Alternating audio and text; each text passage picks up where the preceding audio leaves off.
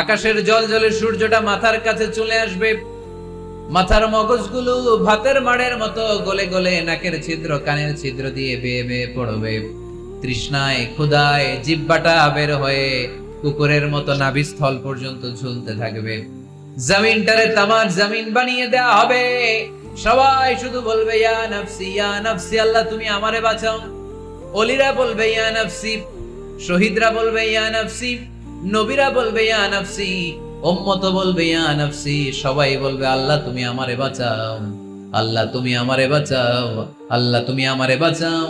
ঠিক ওই মুহূর্তে বিশ্ব নবী পিয়ারা নবী মাকামে মাহমুদে সিজদায় পড়ে কাঁদবে। তিনি ইয়া নাফসি না বলে চিৎকার করে কেঁদে কেঁদে বলবে উম্মতি উম্মতি রবলি হাবলি উম্মতি, ও রব আমার উম্মতকে তুমি বাঁচাও। পুরো কিয়ামত জুড়ে চিৎকার ইয়া নাফসি আল্লাহ আমারে বাঁচাও। বিশ্বনবী বলবে ইয়া উম্মতি আল্লাহ উম্মতরে বাঁচাও। সুবহানাল্লাহ পড়বেন না? বিশ্বনবী মাথা তুলবেন না।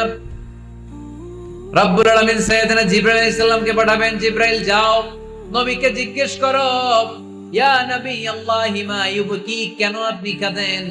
বিশ্বনবী মাথা তুলবেন না, সিজদারত অবস্থায় উত্তরে বলবেন উম্মতি উম্মতি, আল্লাহ আমার উম্মতের কি হবে আপনি বলেন, আমার উম্মতরে আপনি বাঁচান। সাইয়েদনা জিবরাইল এসে বলে ও মাবুদ আপনার নবী বলে উম্মতের কি হবে, উম্মতের কি হবে? আল্লাহ বলেন জিবরাইল আমার নবীরে যে বলো ইন্না সানুহদিকা ফি উম্মাতিক ফালা নাসু, আমি আমার নবীর দুনিয়ার বুকে যখন মন খারাপ ছিল তখন যেমনি মন ভালো করে দিয়েছি, আজকেও আমার নবীর উম্মতের ব্যাপারে এমন একটা ঘোষণা আমি দেব, এই ঘোষণা শুনে আমার নবী খুশি হয়ে যাবে। সারা দুনিয়াতে দুনিয়ার বুকে নবী যখনই পেরেশান, নবীর মন খারাপ, আমি যেমনি মন ভালো করে দিয়েছি, আজকেও এই কিয়ামতের ময়দানে নবীকে এমন ঘোষণা শোনাবো, এই ঘোষণা শুনে আমার নবী খুশি হয়ে যাবে। চিল্লায় পড়তে হবে আল্লাহু আকবার। আল্লাহ তখন বলবে নবী মাথা তোলেন, মাথা তোলেন, ইরফা রাসাক, নবী মাথা তোলেন, সাল তুতা, আপনার কান্না আমার সহ্য হয় না, সাল তুতা, যা চাবেন তাই দেব। ইশফা তুশাফা, যার ব্যাপারে আপনি আজকে সুপারিশ করবেন তার জন্য আমি সুপারিশ কবুল করে নেব। ওয়া সাউফা ইউতিকা রাব্বুকা ফাতারদা, নবী এমন এমন জিনিস আপনারে দেব আপনি খুশি হবেন। তারপরও নবী খুশি হবেন না, নবী অস্থির হয়ে থাকবেন আমাদের জন্য। একটা পতাকা নিয়ে আমাদের সবাইকে নিয়ে আমার নবী পেয়ারা নবী জান্নাতের দরজার মধ্যে একটা ধাক্কা দিবেন, পড়েন আল্লাহু আকবার। জান্নাতের রক্ষী ফেরেশতা বলবে মান আনতা, আপনি কে? বিশ্বনবী বলবেন আনা মুহাম্মদ, আমার নাম মুহাম্মদ সাল্লাল্লাহু। মুহাম্মদ শোনার পরে গার্ড অফ অনার দিয়ে বিশ্বনবীর জন্য জান্নাতের বিশাল দরজাগুলো খুলে দেয়া হবে। আর জান্নাতের ফেরেশতারা বলবে নবী গো, জান্নাত সৃষ্টির পর থেকে আজ পর্যন্ত আমরা দাঁড়িয়ে আছি, কবে আপনি জান্নাতে ধাক্কা মারবেন আর আপনার জন্য জান্নাতের দরজা খুলে দেব। আপনার আগে যেন কারো জন্য জান্নাতের দরজা খোলা না হয়, এ ব্যাপারে আমাদেরকে কঠোর নির্দেশনা দিয়েছে কে? বিশ্বনবী লক্ষ লক্ষ কোটি কোটি উম্মতে মুহাম্মাদীকে নিয়ে সেদিন জান্নাতের ভেতরে যখন ঢুকবেন তখন বিশ্বনবীর মনটারে খুশি করে দিবে কে? ওয়ালা সাউফা ইউতিকা রাব্বুকা ফাতারদা, নবী হে এমন এমন জিনিস আপনারে আমি দান করব, আপনি খুশি হয়ে যাবেন। তার মানে মন খারাপ হলে নবীর মন ভালো করে কে? জোরে বলতে হবে। আপনারা ঘুমায় গেছেন, এরপরে নবীর আল্লাহ স্মরণ করায় দিচ্ছেন আলাম ইয়াজিদিকা ইয়াতীমান ফাআওয়া ওয়া ওয়াজাদাকা দাল্লান ফাহাদা, নবী গো আমি কি আপনার ইয়াতীম পাই নাই, তারপরে আমি কি আপনার লালন পালনের ব্যবস্থা করি নাই? সুবহানাল্লাহ পড়েন। আমার নবী ইয়াতীম হয়ে বড় হয়েছে, জানেন? ইয়াতীম হয়ে লালিত পালিত হয়েছেন। তিনি যখন মায়ের পেটে বিশ্বনবীর বাবাকে নিয়ে গিয়ে তুলে নিয়েছে কে? 6 বছর বয়সে মাকে তুলে নিল কে? দাদা আব্দুল মুত্তালিবের কাছে লালিত পালিত হলেন। 8 বছর বয়সে দাদাকেও নিয়ে গেল কে? এরপরে ইয়াতীম নবী চাচার কাছে লালিত পালিত হলেন। সুবহানাল্লাহ পড়েন। এজন্য আল্লাহ বললেন আওয়া আলাম ইয়াজিদিকা ইয়াতীমান ফাআওয়া, নবী হে আমি কি আপনার ইয়াতীম পাই নাই আর আপনারে কি আমি আপনার চাচার কাছে লালন পালনের ব্যবস্থা করে দেই নাই? তো এই ছোট্টবেলায় আপনি ইয়াতীম, আপনারা দেখার কেউ নাই, তখন যদি আমি আপনারা সাহায্য করতে পারি, ওই আল্লাহ এখনো আসি না নাই? বিপদের কালে আমার নবীর সাহায্য করে উত্তরণের ব্যবস্থা করেছে যে মুসলমানদের এই ক্রান্তি লগ্নে মুসলমানদের সংকট দূর করার জন্য আমার আল্লাহর রহমত আজও আছে না নেই? পরীক্ষা দিতে হবে, আমাদের পরীক্ষায় পাশ করতে হবে। ওয়ালা তাহিনু ওয়ালা তাহজানু ওয়া আনতুমুল আ'লাউনা ইন কুনতুম মুমিনিন। ভয় পেও না, নিরাশ হয়ো না, হতাশ হয়ো না, বিজয় তোমাদেরই হবে যদি মুমিন হও। চিল্লায় বলেন ঠিক কি না? আলাম ইয়াজিদকা ইয়াতীমান ফাআওয়া। নবী আপনার ইয়াতীম হিসেবে পেয়েছি, তখন আপনারে আশ্রয় দিয়েছি। তারপরে আল্লাহ বললেন ওয়াওয়াজাদাকা দাল্লান ফাহাদা।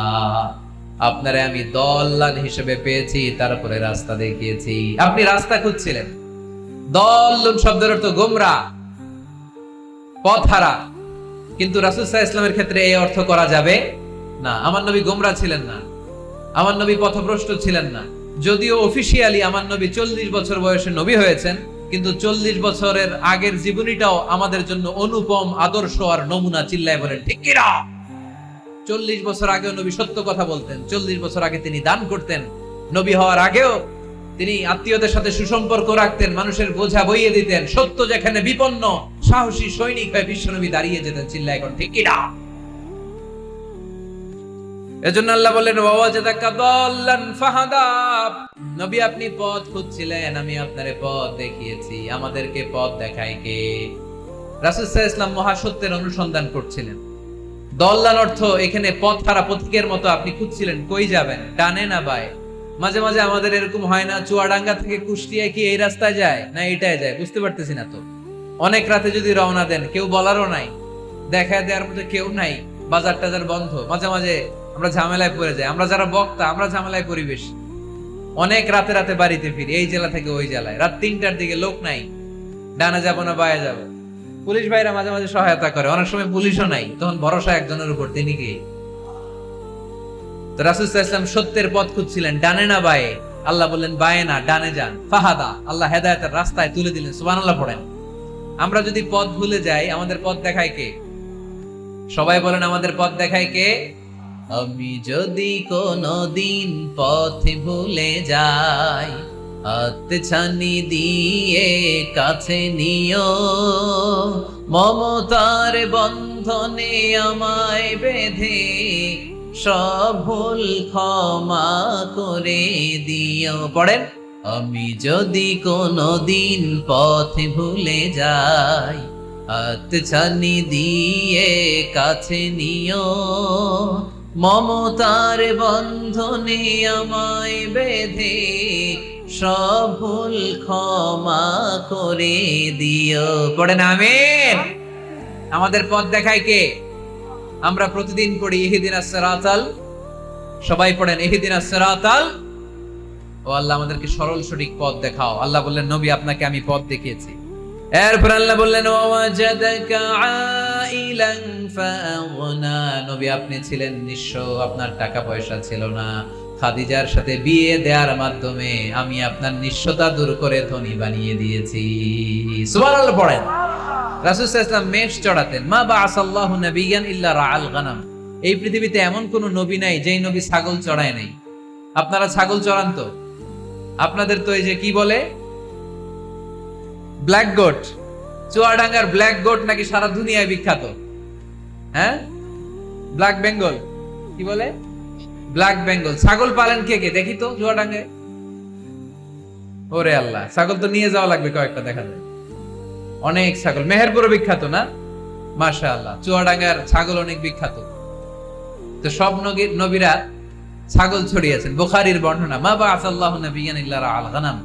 এই পৃথিবীতে এমন কোন নবী নাই যে নবী ছাগল চড়ায় নাই। বিশ্বনবী ছাগল চড়াতেন অল্প কিছু পারিশ্রমিকের বিনিময়ে। সুবহানাল্লাহ পড়েন। কারণ আমার নবী শিখিয়েছেন পরিশ্রমে লজ্জা নেই, লজ্জা অলসতায়। ঠিক কি না? পরিশ্রমে কোনো লজ্জা আছে? লজ্জা অলসতায়, ঠিক কি না? রাসূল সাল্লাল্লাহু আলাইহি ওয়াসাল্লামের টাকা পয়সা ছিল না। আম্মাজান খাদিজাতুল কুবরা রাদিয়াল্লাহু তাআলা আনহার সাথে যখন বিয়ে হলো, বিয়ের পরেই ধনাঢ্য মহিয়সী নারী বললেন, ইয়া রাসূলুল্লাহ, আমার সম্পদের দরকার নাই, আমি আপনারে পেয়েছি, আপনারে পেয়ে আমি খুশি। আমার সব সমুদয় সম্পত্তি আপনার পায়ের সামনে আমি ঢেলে দিলাম, আপনি ইচ্ছা মতো ইসলামের জন্য, ইসলাম প্রচারে এই সম্পদ ব্যয় করা শুরু করে দেন। সুবহানাল্লাহ পড়তে পারলেন না?